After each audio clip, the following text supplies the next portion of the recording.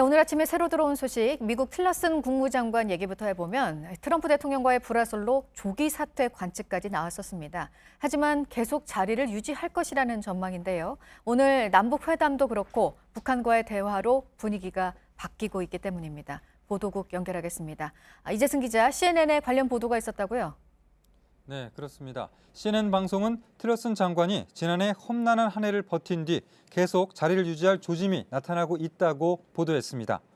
트럼프 대통령이 남북 대화에 대한 지지를 표명했고 또 북한 김정은 노동당 위원장과의 직접 대화 가능성도 내비치는 등 모처럼 틸러슨 장관의 대북 대화론에 힘을 실어주고 있기 때문입니다. 특히 지난 가을 대북 직접 대화 채널을 언급한 틸러슨 장관에게 시간 낭비라며 공개 면박을 줬던 트럼프 대통령이 대북 대화 쪽으로 방향을 선회하면서 틸러슨의 대화 노력을 높게 평가한 점이 주목되고 있습니다. 브라질에서 극심한 치안 불안 상황이 계속되면서 사형제를 지지하는 여론이 역대 최대 수준을 기록했습니다. 브라질 여론조사 업체 다타폴리아에 따르면 지난해 말 전국 192개 도시 2,762명의 주민을 조사한 결과 사형제에 대한 찬성은 57%, 반대는 39%로 나왔습니다. 사형제 찬성 의견은 다타폴리아의 조사가 시작된 1991년 이래 가장 높은 수치입니다. 브라질 공공안전 포럼에 따르면 브라질에선 2016년 한 해 동안 각종 폭력 사건으로 하루 평균 168명, 시간당 7명꼴로 숨진 것으로 나타났습니다. 네, 국내 소식도 보면 투표 참여를 독려하는 행위, 선거운동 기간에는 허용이 된다는 대법원의 결정이 나왔죠?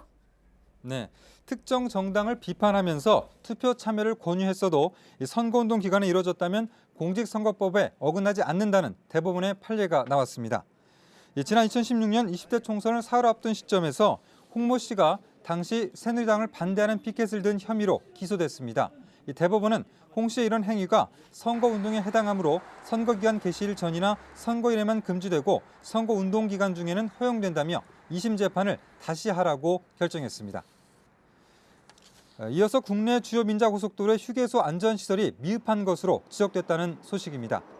국토교통부가 국내 12개 민자도로 운영 시태를 점검했는데 12곳 모두가 이용자 보행 안전을 위한 보행 통로와 횡단보도를 설치하지 않았습니다. 또 일부 도로는 출퇴근 상습 정체 구간 해소를 위한 갓길 가변 차로제 시행 등 개선 방안을 수립하지 않은 것으로 나타났습니다.